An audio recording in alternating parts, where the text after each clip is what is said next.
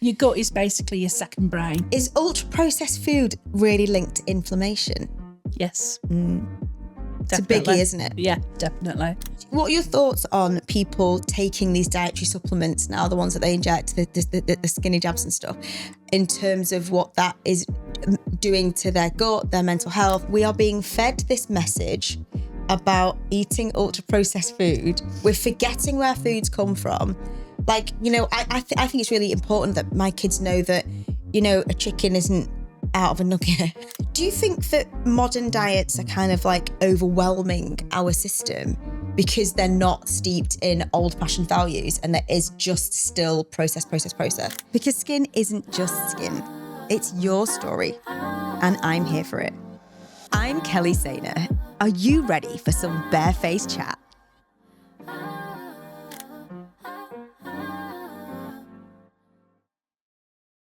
I want to introduce you guys to the wonderful Carly. I met Carly on, so I'm going to introduce you first, and then I've got questions that I want to talk to you about, so we're just going to keep it easy breezy. Chit chat, like I said. But I want to introduce you to everybody listening, Carly, because I think it's important that they know that we met on Caroline's waterfall retreat. And I thought you were going to be doing all of the things, but you've got so much more to do in the background. Yeah. I was hoping to do some of the things. I really wanted to do the waterfall one, and I looked and I thought, do you know, I'm just not going to have time. But never mind. I really enjoyed watching you all do it as well. You? Yeah, watching you do it. I kept nipping out and going to have a look at you all, and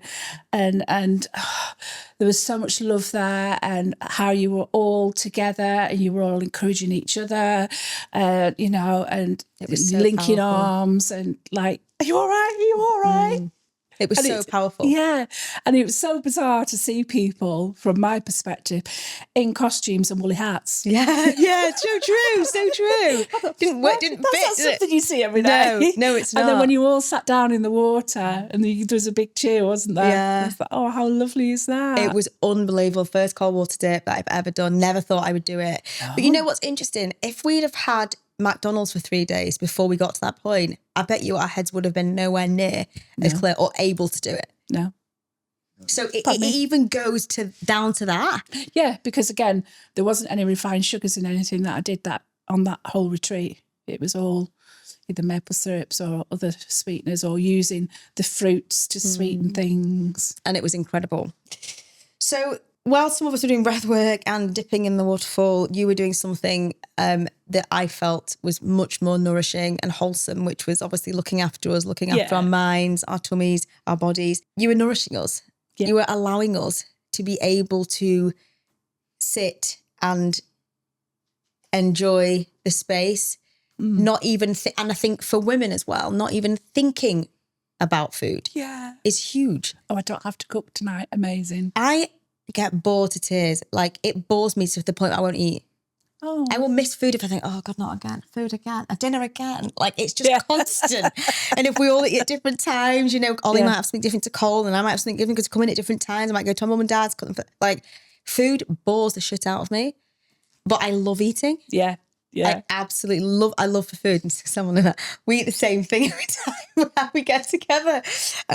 Love a chip, don't get me wrong, but what's different about you is that I could completely feel, and for anybody else listening here, you have to appreciate this woman is different in the way that she approaches foods, ingredients, the end result. I totally felt that. Yeah. And maybe it's because I had the time to, I don't know.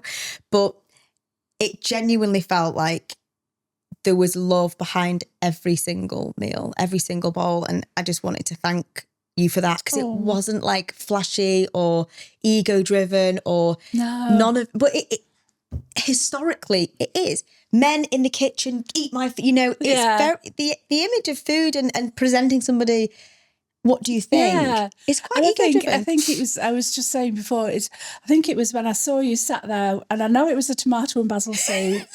And and you were holding this, and I could see like you were having a sip, and I just saw like radiation come off you because you were enjoying it so much. And I thought, I made that. Oh my God, that's amazing. I made this lady feel like that. Yeah. You did. Oh, amazing. And I welled up a bit.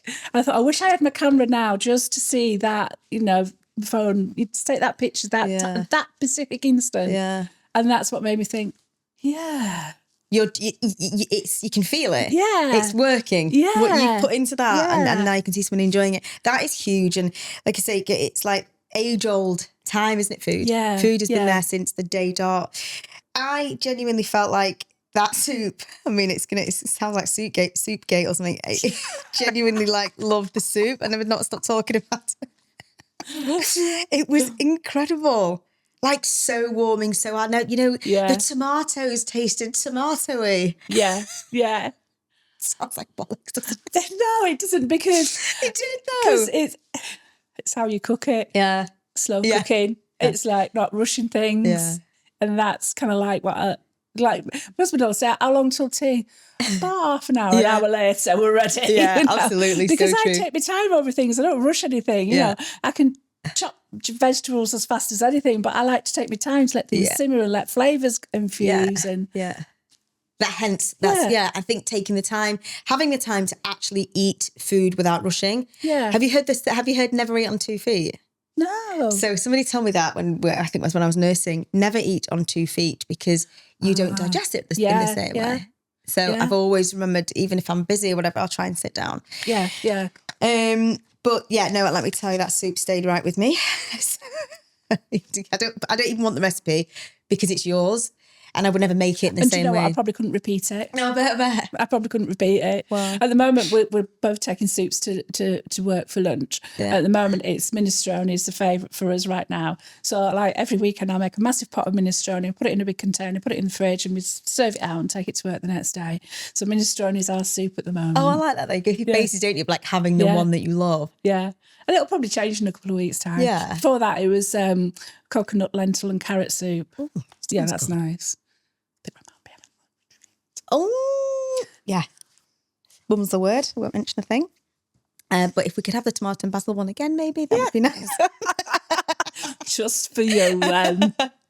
So you've worked in the catering industry for over 30 years. Oh, God, yeah. A long time. I started at the age of 13 working in a kitchen pub back way, way, way back in the day before any EPOS systems, without any sort of table numbers. And it used to be... bingo tickets. No, cloakroom tickets, that's what I mean. Cloakroom tickets. And they'd tear one off, put your name on the back, and they'd give the other one to the kitchen with a note to say what you were having, scampi and chips in a basket, that kind of sort of era. And there was always one number they never let you have. Begins with a 6 and ends with a 9. Really? That's one number that nobody ever got, because as soon as you went out and shouted number 9. Oh, stop. Yeah. That is brilliant. And at 13, I didn't understand that because I was quite naive at 13. Why not number 69? Well, I mean... brilliant. Why do we go from 68 to... Stop. I said, do you not know? No, 69 is a special number. Okay. Oh, my God. Really? Yeah. So that's where I started out anyway, working in pubs. And then by the age of 16, I was actually running the kitchen of that pub. Yeah. In the summer holidays. Wow. And that's where it's just carried on. Amazing. Yeah. So did you fall in love with food then? I think I always have done, because I used to help mum cook. So once I was at high school, it was like, you're an adult now. Crack on. Off you go. Sort of thing. So I was one of 4. So if I was in before mum, there'd be a list. You put the sausages in the oven, you peel the potatoes, that sort of thing. Yeah. So that's when she taught me to bake scones and gravy from scratch and that sort of thing. I love that. I love that story from you. I was going to say, I think that what people perhaps don't know is that it's difficult to cook for 2, for 4, let alone like 15 or so women. How many? It's not easy. And I really wanted people to know about you, the fact that you did it pretty much single-handedly. Yeah. Didn't you? You know, you didn't... In a kitchen that's not even as big as this room. The size of a postage stamp. Yeah. 2 work surfaces. But still did it without, I'd started off with 3 rings, ended up with 1. You see what I mean? I'd been a nightmare in a microwave, let alone with actually in a kitchen. So you were amazing. But now you want to build something of your own, which is so fascinating. And it felt like you were on the edge of that, on the retreat. Definitely. And I think that's what made me think, you can do this. And why have you been holding back so long? And I guess that's just like a little bit of confirmation you wanted in yourself, isn't it? You know, I mean, people do say that, oh, I really enjoyed that, Colin. Oh, you're really good at this. And you think, yeah. And you're a bit blasé about it. And then when I had the moment with you and your soup, I thought, yeah, that's it. I'm meant to do this. You are meant to do this. I felt it. But this is her. Let's find out about her story. Welcome to Barefaced Chat. Thank you. Thank you so much for being on. It's my pleasure, honestly. What made you want to come on? Because I think I want people to know that food can be fun. It doesn't have to be a chore. Yes. I think that food, I want to try and encourage people to make their own food, to come away from UPF, which is ultra-processed foods. And if you go into the shops and you look what's in the labels, you get very, very confused about what's in them. Very true. Because a lot of them you can't even pronounce. Yes. Basically, if it's not in your store cupboard, then it shouldn't be in there. Of course. But even comparing sort of foods, you always think like the higher branded foods, the better food. Yeah. But when you actually look on your labels and you compare it, I have a little app that I use now and again. Sometimes it's the shop's own brands that's healthier for you. Oh, really? Than That's the really more expensive ones. Yeah. God, that's good. Because I did a comparison hummus because I couldn't be bothered to make any hummus for myself, but I fancied some hummus. So I had a look and there was a really nice one that I really liked. It's like a Moroccan one with chickpeas and oil on it. I love those. And I scanned that and it said that wasn't very good. And then I thought, well, what's this one going to be like then? And that came out even better. So that's going in my basket. And thank you very much. You wouldn't know. The thing is, I think food has like come full circle in a way, because we were, you know, it was like meat and 2 veg. Oh yeah. Anything that grew out of the ground, you know, if you didn't have a lot, you didn't, you know, it was just the most basic food when we were growing up. Loved that. Still love that. That's a building block on learning how to cook as well. Because you take a simple stew, which then has become a casserole, which has become a beef bourguignon, which is, you know, it's like an extension of all of that. And cuisines and, you know, trying things from different places and stuff like that and different flavours and, you know, bland food kind of suits more people than it does others. And we, you know, beige buffet. Yes, we know that children are loving that. I still find that quite strange. But some people's palates just aren't adept, are they yet? They're not there yet. And I think it's about training your palate to do that as well. And this is what I love about cooking in a nursery, because that my job is to educate their palates. Yes. That's what my job is. The practitioners and the nursery nurses is their job to bring them into life and to learn, to teach them rather how to do the writing and the reading and to the listening and using the manners and kind hands and all that. My job is to educate the palates. And that's what my job is. But you are so unique. You're like, I don't know, when Jamie Oliver came around and wanted to take, you know, stop Turkey Twizzlers or whatever it was, that movement years ago. I don't think many people, what you want from a nursery is somebody that is in the kitchen like you. I don't know if that's what you get, but you certainly hope that's what you want. You will get people that really, really care. And in some nurseries, like anything else, you probably don't. Yeah. I mean, I was just saying to Sally upstairs, I had a lovely moment yesterday with a parent who recognised me from when we did the nutritional course together. And she said, when I came to look round the nursery and I brought him with me, she said, they did say there was a nutritionist that's a cook. She said, I was praying it would be you. She said, but I wasn't sure. She said, and then I answered the door to her and immediately she was like, oh, Carly, I'm so pleased. And she was talking a good 10 minutes to me and I thought, oh, I never get this. Parents never praise me for feeding their children or helping the children, because I'm backstaffed, but not in a nasty way. You know, get you. They'll see me wave at the window in the morning when they bring the children in and smile at them, and I might know the children, but the parents don't know me. And I think that was nice as well. I get that. For the practitioners to hear. I find it quite strange that we put so much stock, excuse the pun, didn't mean it to be actually, into food. And, you know, we're so precious of our little ones. Yeah. Yet feed them absolute crap at times, don't we? And, you know, we do it for convenience and, you know, the beige buffet kind of thing, if they don't want to eat that. It's slightly lazy, but also not for some parents. It's time. Yeah. To be able to have that from a nursery perspective, like that is what a privilege at that age. Yeah, and I think because we're feeding them food that the parents don't necessarily feed them, if they're coming in, say, as a 3-year-old, they've already got their mindset on what they like. They know. Yeah. So if I'm going to be giving them a barbecue bean hot pot for lunch, they'll be like, there's no chicken, there's no sausage, what? Yes, But if so I'm true. feeding them from a baby and they're coming through the nursery, they know no different. That's To them, great. that's just the way it is at nursery. That's what food you get at nursery. Oh, man, that's what it should be Yeah, like. yeah. God, I used to live for like when it was chippy day at school. Yeah. Now I wish like I had you in my school, so I knew no different. Well, yeah. You know, so we'll start off with the retreat then. You said about the tomato soup moment, but after having challenged yourself to, of course, you had to get there, you planned the meals out. You know, had you done this before? Not to that extent. I'd not done it on my own for 15 people. I might have had a KP, a kitchen, you know, a pot washer or assistant with me. I've never done it on my own for 15 people. I've planned menus. I love planning menus. I live for planning menus. I plan my own menu every week at home.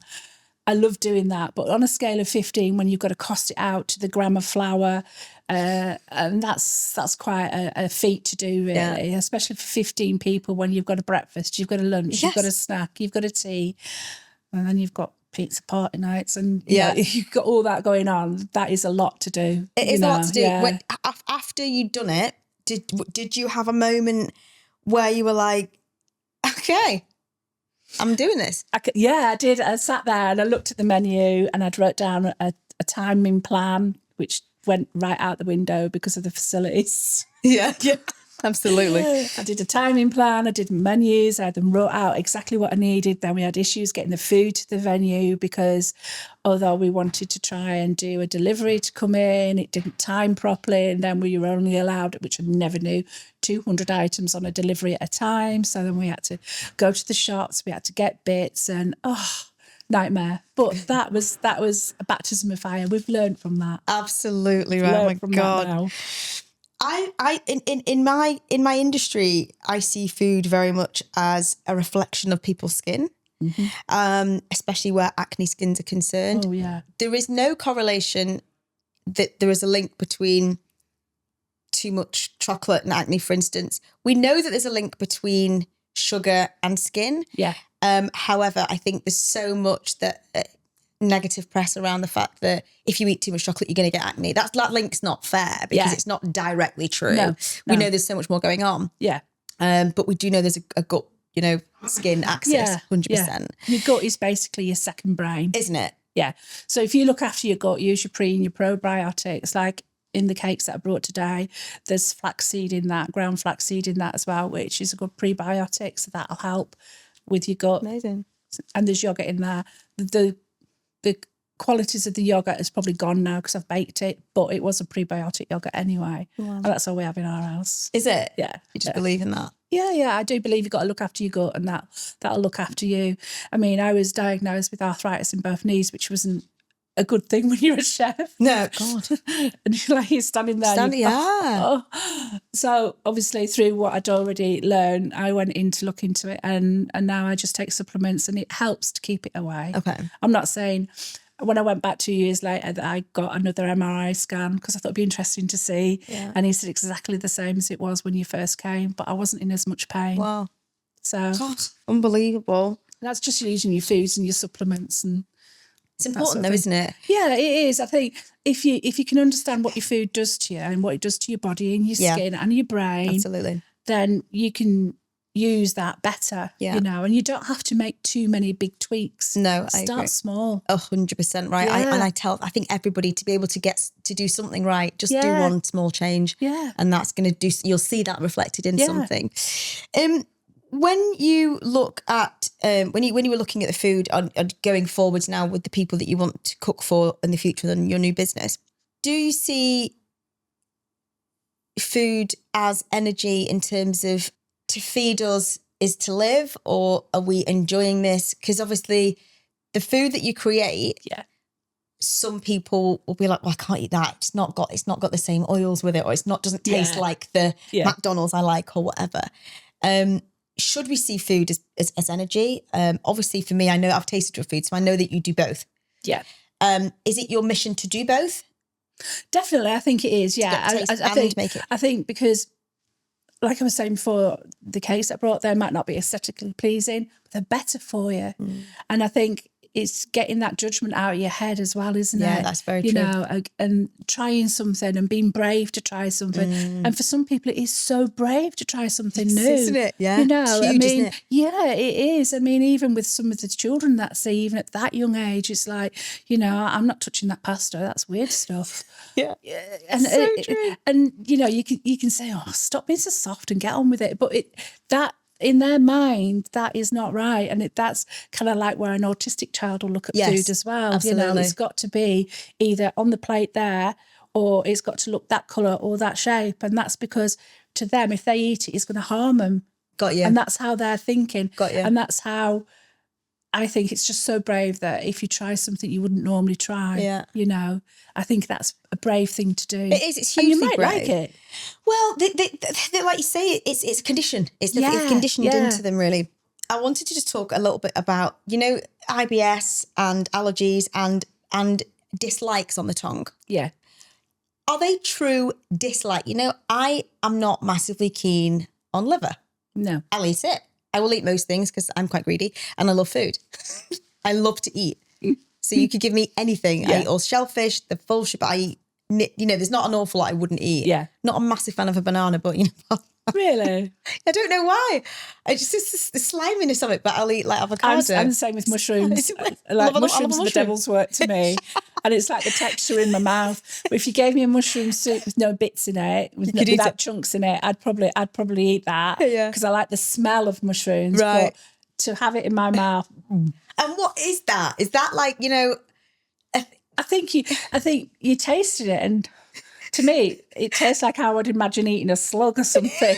Okay. So in my head, I've got a slug in my mouth, and that does not belong in my mouth. I'm sorry, that is devil's work. And then as you grow up and you learn that actually a mushroom's a fungus anyway, why do I want a fungus in my body? Yeah, true. Before realising that actually some funguses are really good for you. Yeah, absolutely, yeah. Functional ones are. Yeah. Moving on. Lion's mane. Yeah, exactly. Oh, amazing. They're cut. It's massive now, isn't it? Yeah. You'll see it everywhere now, wherever you look, wherever you go. It's very, very popular. Mushrooms have come right back in teas and all sorts of stuff. Tablets, especially for menopause as well. Yeah. Huge, isn't it?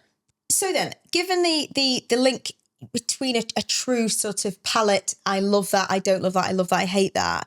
Do you think you could get over somebody's food aversion? I'm not trained to do that. That is something else that I think you'd have to look into the psychologies of it as well. Yeah, okay. But I mean, I'm at the nursery, if we've got children that are difficulties, we try different ways of doing it. It could be a separation plate. It could be like if they prefer their food dry. So if we're doing, I don't know, bolognese, we'd do the pasta separate to them and do the sauce separate. Or if we're doing a tuna pasta, we deconstruct it. Yeah. And what we've discovered at the nursery, I don't know whether the rest of them do, but we do. Like it was a chicken and pineapple sandwiches yesterday with cucumber sticks, something or another. So I just butter the bread into triangles, give them some chicken, give them some pineapple and the cucumber sticks, and they can take what they want then. Right, okay. So then they've not got a sandwich and they're going, yeah, okay. And it all just gets thrown onto the table anyway. So really they're just probably going to eat the bread. Yeah. Whereas if it's separate, and what we found is like beetroot, they never used to eat it when I made it into like a salad. But if I just put beetroot cubes onto a tray, They'll love it. They'll eat it. Oh, funny. So I deconstruct it all now. So they eat it better. So maybe, you know, that's something that you look at as to whether that will help somebody eat food better. Yeah. I mean, I guess that's what you do when you wean, isn't it? Yeah. You give them bits of it Yeah. and then you put it all together eventually when they know that their palate can take it. So the children eat better like that. And then some of the children don't like the food touching each other. It's a neophobic food. Oh. So that's when your separation plates come in. I've seen these. Yeah. I've seen these for older children where they've got different areas on. Yeah. Like, and they separate the different foods. I find it really interesting. And I come across kids, especially from my paediatric nursing days, that have really struggled. Yeah. And when they are poorly, they need food, decent food. Yeah. And the hospital food ain't always very good. No. So, you know, good parents bringing in the food for them, but to have like you actually nourish them. Would you do, this is going to sound really weird and we'll get onto this in a moment, but would you do chips and something, like, would you have meals with like chips and a nice, healthy, nourishing? Yeah. You would do that. Yeah. That's okay. You can give us, we're okay to do that. There's no food that isn't okay. It depends on what you want. Fine, you know? okay. Yeah, I do retreat cooking, but at home, like Saturday night, I've got planned on my menu. Oh, love that already. Homemade burgers. I don't know. And we've got sweet potato fries. Tomorrow, let alone tonight. Oh, they're not chips, the sweet potato fries. But the other night, we were really busy. We knew we weren't going to have much time. And we had some pie, chips and beans. Okay, cool. So it's okay. So, yeah, it doesn't have to be. No, it doesn't have to be. And life takes over sometimes. Yeah, of course it does. And I think it's like that, you know, small percent, we're going to have something a bit comforting tonight, you know. And that's okay. Okay, I love that. You've heard it here first, people. You're allowed to. Life gets busy. It does. So we're allowed chips, but just make sure that we have to remember the gamut of food and how we can make it a bit more nourishing. Yeah. I know you talked to me a little bit about the girl with the severe allergies, and we'll talk about that in a moment, but I wanted to just touch on your dad's Alzheimer's, if you don't mind talking about it. No. I thought it was fascinating talking about, you've already mentioned the gut-brain barrier, the gut-brain axis, I should say, sorry, and the role of food in like cognitive health. Did you make a real conscious effort to look at his diet? Because my dad's old-fashioned, you know, you'd have nice big fat cream, and because he worked on a farm as well. When he left school, he went straight on the farm, and I've always known my dad working on farms until I was maybe 10, 12. He'd always worked in that sort of area. So I know the full fact that my dad probably has or had not a very good diet, and he loved his cake. But when I started doing the nutritional side of things and looking into it, I realised that actually some of the foods that he's eating probably aren't very good for the cognitive side of it. Got you. But I feel the damage had already been done. So for me, it was trying to reduce that. But you're trying to break a very old habit. Absolutely. And it's not going to happen. So first of all, I started off trying to put mushroom supplements into his tea. Did he detect He had it it? a couple of times, and then he was like, there's something not right about this tea. I went, have you got new tea bags, Dad? Covert. Yeah. Well, they're not right, these tea bags. I went, right, I'll have a look, Dad. We're going to do this now. So I'd try putting some, I can't remember which mushroom it was now. It was a legal one, by the way. Okay. I think it was some shiitake and something We're not else judging. in it, into a cake, so he wouldn't notice it. But I think at the end of the day, the damage had already been done, you know, and I was trying to limit it. And then once it gets to the point where unfortunately he was in a home, we had no say over it. No, of course you didn't. Are they conscious in a home then when they're looking, you know, when you're paying for that? I don't think so. No. I don't think so. They should I think, yeah, they should. They really, really should, because then it'd take a lot of pressure off the NHS as well, wouldn't it? I think they will obviously adhere to any dietary needs if you're a celiac or if you've got a severe allergy about something. They will, like nuts, it's a big one, isn't it? They will tailor to that. But as far as giving you ultra nourished food with extras in it to help you, then no, you're probably going to get traditional food, which of people of that age are used to having. Of course, because that's comforting for them, isn't it? Yeah, it's what they know. Yeah, and I that suppose stage if in their life. you're stuck in a place like a care home with people that perhaps you don't really know very well, and you're out of your normal surroundings, food is your big thing. Of course it is. Of course it is. Yeah. And the thing is, I don't know about what you think about the preoccupation that we have with food. Massive. It's massive, but I mean, massive to the point of, you know, a snack now, not just a bloody like breakfast. It's a snack. Yeah. Then it's like we never then it's used to another have snack. snacks as kids. Snacks, and then we get to tea, and then we have another snack. Yeah. So we never stop eating. Yeah, it can get like that. You can definitely, but I think it all depends on your lifestyle as well, doesn't it? You know, some lifestyles can do it. I mean, I can't eat that much. That's what I mean. No, How can you fit it in? No, I'm done. Yeah, I mean, I'm a small eater and my husband's a big eater because he's ex-forces, but he forgets he's not doing 10-mile hikes anymore. True, this is it. Yeah. So like I'll have the minestrone soup that I've made. He'll have minestrone soup. Then he'll say, we've got bread to go with it. I'm like, you don't need bread with that. Yeah, but I like some bread to dip in it. Yeah, of course. Okay. Yeah, that is so true, isn't it? That's but that again, that's kind of a, you need something sort of a carb with it. Yeah. And I don't know, we do need that balance, I guess. Yeah, definitely. You need it for energy. But bread, have you got not a double carb? Not exactly. Have you got ideas on all your thoughts on bread, what we should eat? Is sourdough amazing because it's not been made Sourdough's amazing, yes. I love sourdough. But I think you've got to look at the ingredients again if you're buying it from the shops to make sure it's not got too many carbonates in it. Okay. But because it's a natural yeast, it's not a yeast that's been brewed, it's better for you. Okay. And it depends what flours are used as well. Like I'm looking into a lot of the ancient grains now, which are put in some of the cakes today. So rye and spelt and things like that. Yeah. And the lower gluten as well. Yeah. So they are better for you. And better for your gut. Yeah, definitely. So that's what's 100% better for your gut. And that's what helps. When you say better for your gut, do you mean in terms of actually digesting? Do you mean in terms of like the probiotics, prebiotics? Well, it does both really. Function. The ancient grains will help with the digestion, and it's actually a prebiotic. So you've got your pre and your pro. So how to explain it so people understand is if you're growing a lawn in your garden, like your probiotics is your seed, isn't it? Yeah. But your prebiotics is your water and your fertilizer you're putting on it to help it grow. I see. So that's how it's the best way to look at it. Yes, a little bit of education there. Every day's a school day.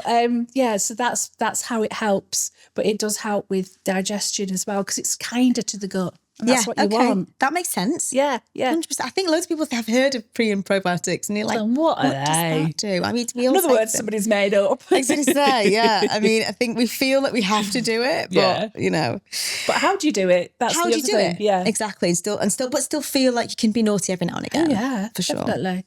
You've already mentioned to me about ultra processed modern food. Now I think that for me, it feels like food is just noise, constant noise. People are using, and it's affecting our gut in terms of getting Alzheimer's and things later. So like you said, you've said the damage has already been done. What are your thoughts on people taking these dietary supplements now, the ones that they inject, the skinny jabs and stuff, in terms of what that is doing to their gut, their mental health? I mean, this is just a topic for us to just basically just riff on because, there's so many, it's altering the way that we view food. It's altering what we eat, when we eat, and it's become a bit of a pandemic. Yeah, and I think for me, I don't think it's been looked into enough. What are the side effects going to be? When you come off these jabs, you're going to put your weight back on again because this is just making your body burn the fuel faster. So you need education around it as well. Absolutely. So you need education on what foods to eat. And having a healthy lifestyle doesn't mean it have to be boring, as we've already said. It doesn't have to be, a simple tweak in the morning, like having a probiotic yogurt with some fruit and some oats in it. You got your pre and your pro there already. Off you go, to help keep you full longer. Making yourself a porridge, like we always had porridge on at the retreat, didn't we? I make my own porridge. Instant porridge is quick and easy. You just put your oats in a blender with some skimmed milk powder, blend it to a fine thing, put it in a jar, then put your hot water on in the morning, blend it, and you've got it. Or you can take it to work, then put your hot water in when you get to work, put some berries in it, whatever. Simple. And that's just one easy tweak to make. Okay. I think that's the thing. It's quite overwhelming and challenging. Yeah, it is. And I think it's all right saying, let's have a skinny jab. To me, and people must be quite desperate to be able to do it or see it as an easy way out. So you're not counting calories, because let's face it, it's boring. I mean, when I worked out the calories for the cake, I thought, here we go. Let's have a look. But I thought it'd be really interesting to see. It takes a lot, yeah. But it's boring to count. Who wants to sit there saying, right, I need 3 ounces of milk. And that's, the scales have just gone off now. Come on. And you're going back to count some more. And it's time consuming and it's boring. But if you've got education around food, which we don't have anymore. Very, very true. The noise around food and the processed food. Do you think that there's something bigger at play with, we are being fed this message about eating ultra processed food. We're forgetting where foods come from. Like, you know, I think it's really important that my kids know that, you know, a chicken isn't out of a nugget. Yeah. They don't just have chicken at McDonald's. A chicken's got wings. Yeah. You know, it's got a beak. Literally. Yeah. Yeah. You know, it's a bird, it's living, you know, it doesn't look like a nugget. It looks like a thing, like it's an actual, it was a living, breathing thing. Yeah. And I just don't know if, I mean, we're getting close, we're getting back to it a bit, but it's almost like this big loop of, you know, conglomeration, keeping us sicker. And I think that's where getting children out into nature helps as well. You know, I mean, I was lucky in that we lived in farm situations a fair old bit as children, very young, you know, and I used to be absolutely scared stiff of pigs because my dad used to say, keep out of that piggery, they'll eat you. God. Different times. Yeah, I get you there. So I used to be really scared of pigs, but I'm not scared of them now anymore because I've been educated on it. Yeah, of course. And that's kind of what it's all about. I mean, and like you say, going to petting zoos and things like that, just to see, you know, I mean, I keep chickens, as you know. I have chickens in the back garden and I usually get them from the British Hen Welfare Trust. So instead of going to slaughter, they come and live with me. So they could have another 2 or 3 years of life left yet. We've just lost one, actually, a little big fat speckled hen, but she was living rent-free because she didn't lay eggs for years. But anyway. How dare she? Yeah, rent-free she was. I was getting my gravy ready. No, I wasn't. I promise you. I wasn't. No, I wasn't. You lazy cow. She died of old age, bless her. But going back to getting the chickens, when you get them, they look quite bedraggled and sometimes the feathers are plucked because they're bored. They pluck the feathers. Anyway, one of them escaped over the fence and we had to go looking for it and it landed in our neighbour's garden at the back. And she came around really angrily and said, come and get your chicken out of my garden. My son is very scared of it. He was 13. Oh, come on. Only a chicken. I went round, collected the chicken. And I'm going to get the RSPCA onto you. Have you seen the stick to that chicken? I said, well, if you look round the corner, you might find a few eggs you can have. Oh, I'm not having those. Oh, what's wrong with that? Absolutely. So, yeah, and he was 13 and he was scared of a chicken. Oh, dear. And I know people have those phobias. I understand that. Yeah, but I bet he's not scared of a nugget. No, exactly. Can you imagine it? I mean, let's just get it into perspective. Yeah. So, yeah, and so take them to the petting zoos and grow a few vegetables in the garden. Yeah, even if it's peas are so easy and children love it, shelling peas and eating them. You know, I look back on my childhood memories and my son's childhood memories. We used to go to my mother-in-law's and my father-in-law would be there growing his veg and my son would help him pick peas and he'd eat them, or he'd pick some berries and he'd eat them. And, you know. I love that. Cole loves that. Do you know what this year? Well, last year, Cole had made, he's just turned 8, so he was 7.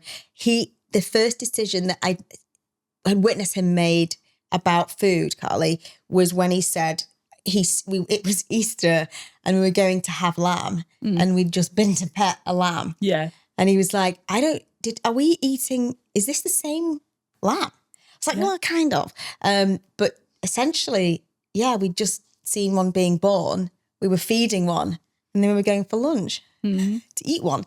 And he would just make, the connection. Yeah. He's like, I don't want to eat lamb anymore.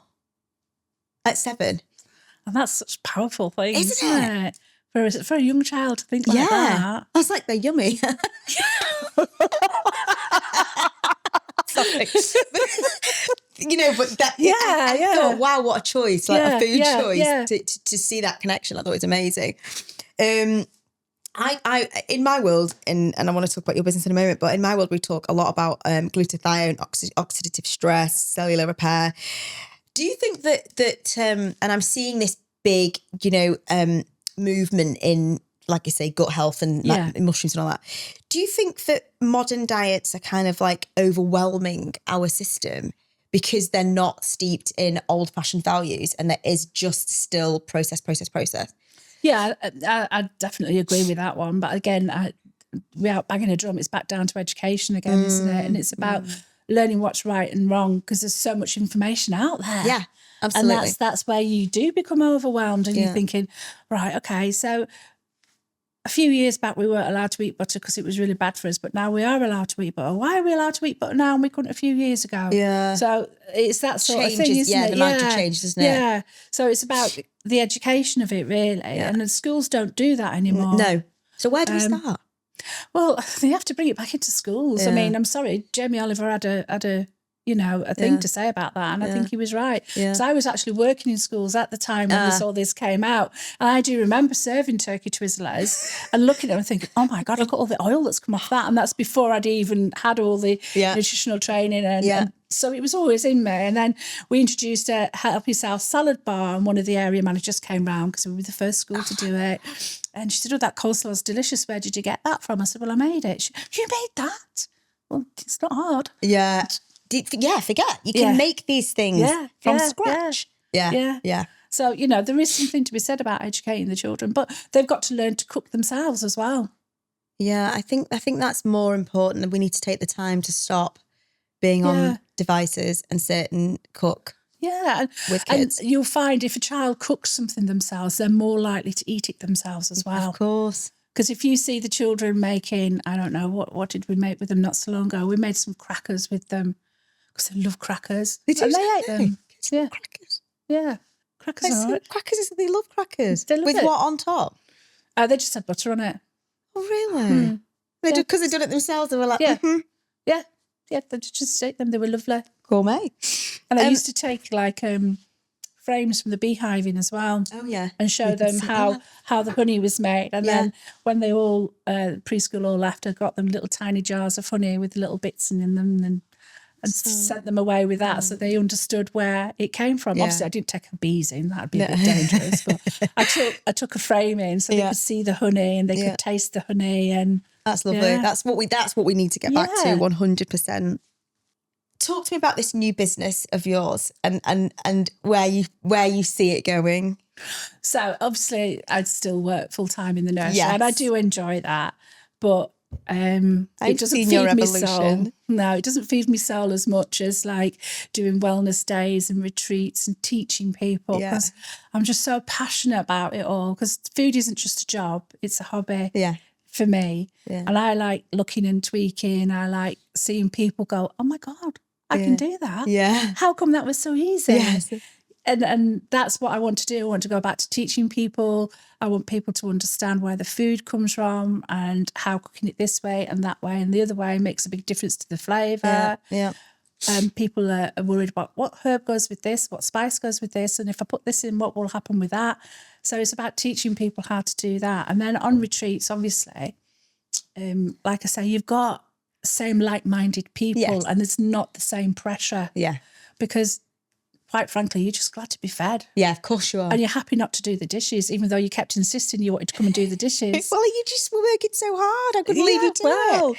That was what I was there to do, you know, and I was happy to do that. And I was happy to see how you all felt nourished. And that is a feeling you can't bottle and you can't buy. So I really want to be able to go forward and, help with do retreats. And I feel I've got a knack of feeling the vibe, if that makes sense. So if you tell me what you're doing on your retreat, I will try and make that food align with it and ground with it. Wow. So like in the morning you all had juices and those juices were designed to go ahead for that day. So when you were doing your journaling, you had a focus one. Yes. When you did your waterfall, you had an energizing one. Yes, that's right.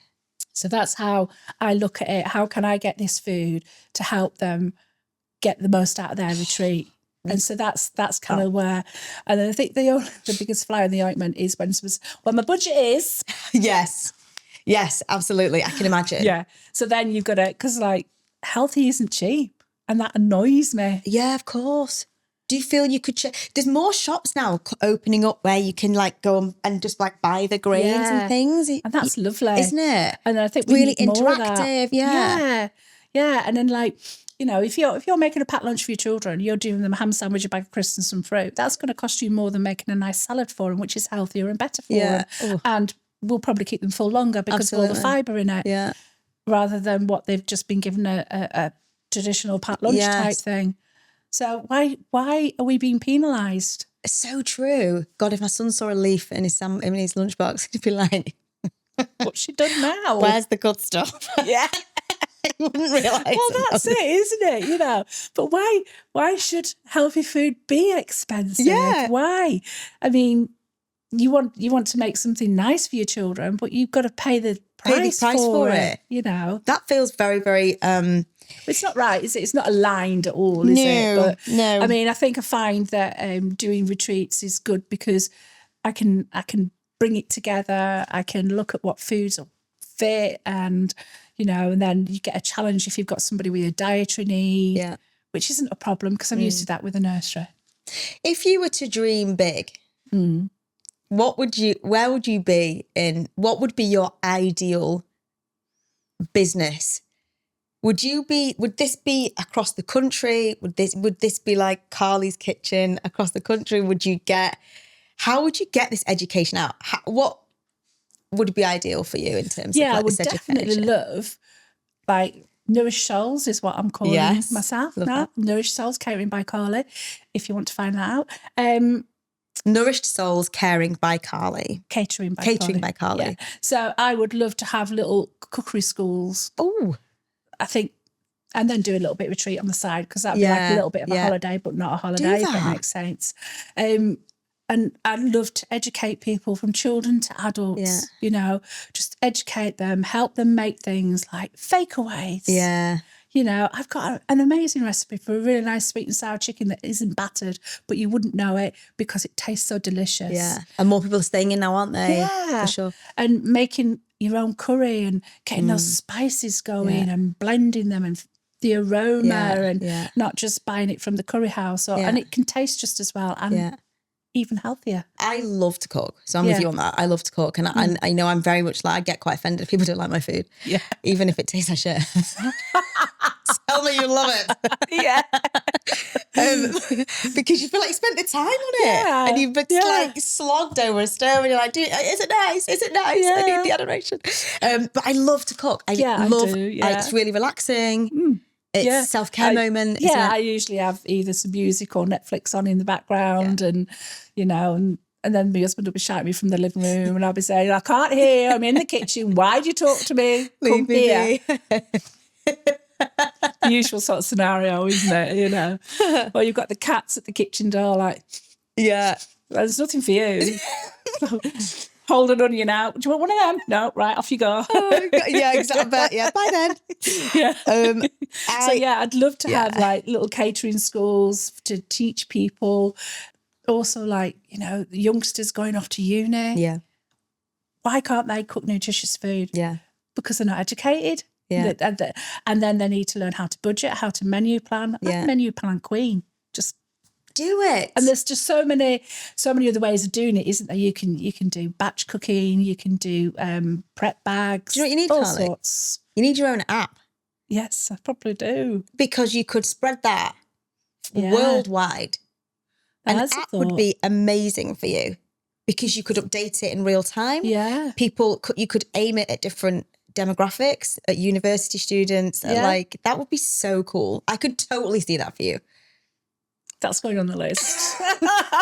What have I just done? Oh, no. More work. Anyway. But that's because there's so many different areas that you can help people with, isn't there? Yeah. So many different people, even down to weaning a baby, you know? Yeah. It's like, you know? Absolutely. It's there and everybody's on this device. Yeah. And I think if you were able to just get this out there, I think there's so many different areas, like you say, from weaning to 80 to not being able to eat, you know, going from no teeth here to no teeth here. Yeah. And that's, like you say, it's full circle of life. It's full circle at the end of the day. So like going into care homes and saying, right, so, you know, when we've got beef stew on, we just blend it down into a fine puree for him. But that's how they can eat it. So why don't we nourish that? Absolutely. Why don't we put extra nourishment in that? Yes. Instead of just getting that, take some out of the pan and whiz it down and make it into this beige paste that doesn't look appetizing. So true. And the thing is, we get fed this though. Like, remember Charlie and the Chocolate Factory? When they show the absolute contrast with, you know, his grandparents in the bed and they eat slop. and the bright colours of like the chocolate factory. Yeah. It's like seductive. Chocolate's Yeah. seductive. Like this is crap and this is poor food and stuff. We're even being fed that subliminally from a really, really young age. Yeah. That it is not very nice. Cheap is not very nice. Yeah, but the thing is, it can be nourishing as well. And it's like with chocolate, just trying to educate your palate to have dark chocolate. So much better for you, and it gives you so many more hormones and sugars so much more in your brain than it does normal.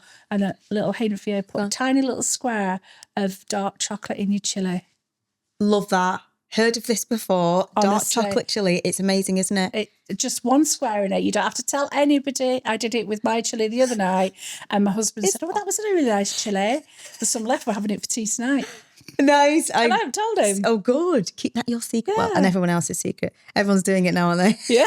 Dark chocolate chili. The poor man, he's such a guinea pig for me. Oh, yeah. He'll know he we're put like... me to one side one day. He said, I really like that you're so enthusiastic about all this nutrition stuff.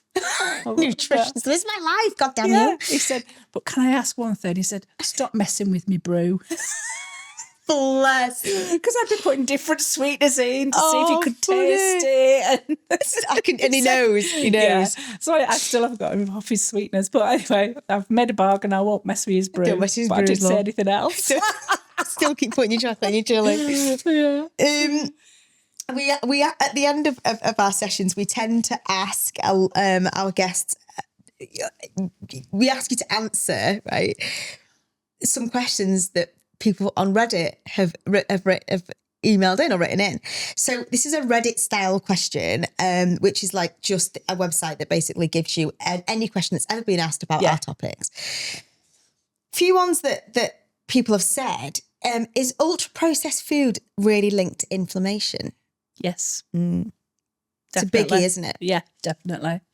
And that's another whole topic, isn't it? Inflammation, cooking for inflammation. That's cutting out your UPFs to a certain degree, and your breads, your glutens, maybe your dairies. It's all linked, and sugar, massive, as we've already said. So it's about combining them. And you think, I can't live life without any sugar, but you can, because you use natural sweeteners in life, like bananas. Yeah.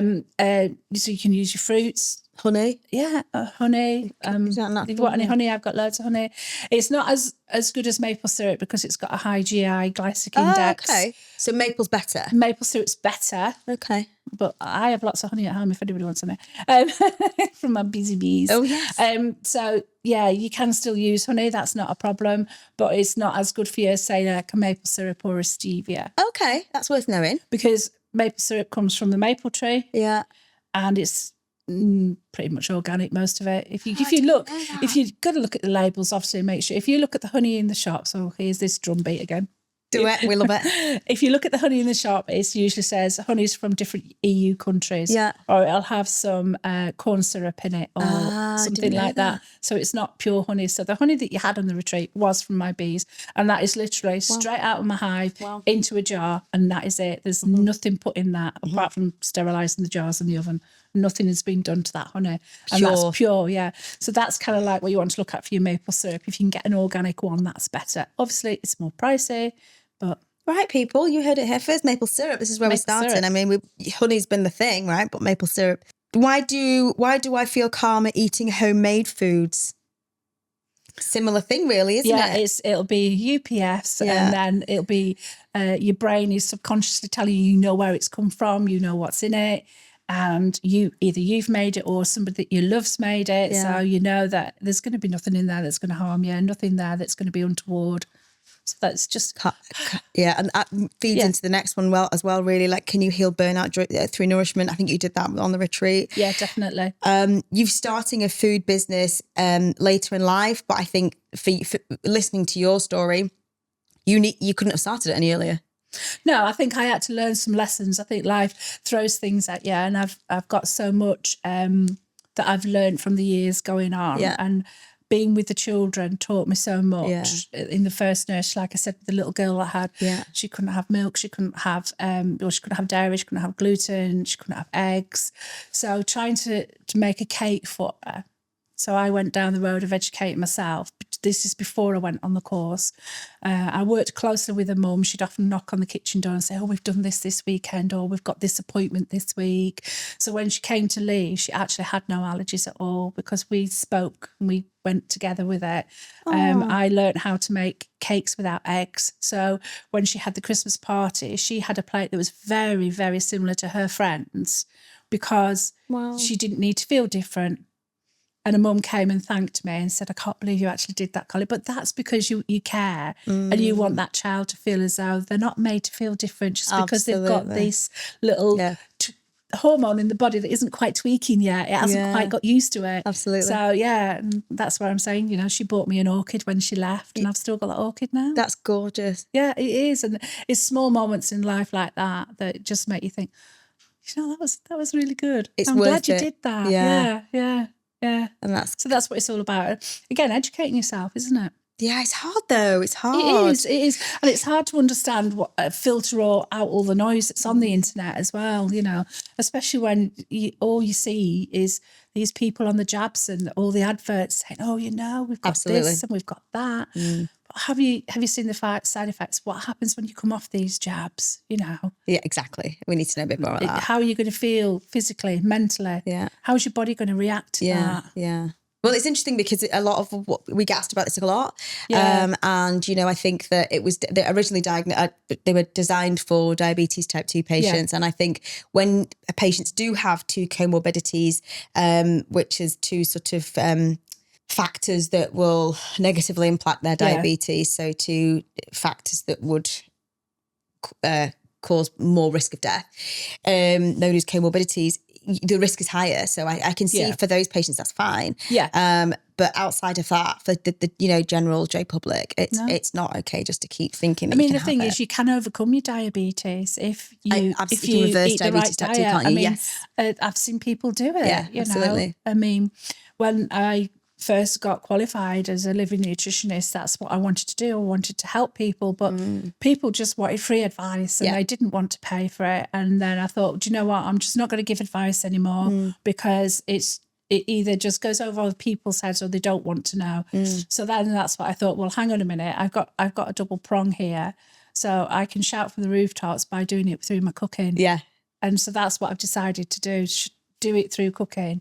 And so give somebody something to eat and they go, oh, that was lovely. Well, did you know it had this, and this? Yeah, absolutely. That like real blindfold test is just mega. I mean, if I take cakes to work, there's a group of people that will not touch them because they don't know what's in them. So I took one of my favourite cakes to make. Yeah, it's cake, come on. So I made a dark chocolate rye and courgette cake. It is amazing. I love it. It's really, really nice. And I put it on the table in the office. Now you've said the name. Yeah. Honestly, it's really nice. And they were raving about it. Didn't you, when we were away? It was gorgeous. It was gorgeous. And one of the girls said, oh, you put courgette in that? So it's like a carrot cake, but with courgettes and chocolate. Oh, no, I'm not touching that. That's rank, Carlo. Thanks. Just try it. Yeah. Let me put a blindfold on and force feed you. Oh, that is brilliant. Well, you know what, Carly, you are still as gorgeous as I remember you from October. You are. You're so easy to talk to and you're so passionate about food and what nourishment it brings to what you can do for people and put inside. So thank you so much for joining. My pleasure. Yeah, I hope you've enjoyed it. I have, yeah. Well, you just enjoy a good teamwork. Good chit chat. Yeah. Well, yeah, I've loved it. I think you've just been amazing and I can't wait to see you again at the retreat. Yeah. And I will report back on food at that one. But thank you so much for making the time to come and I can't wait to see your business develop and we hear more from you.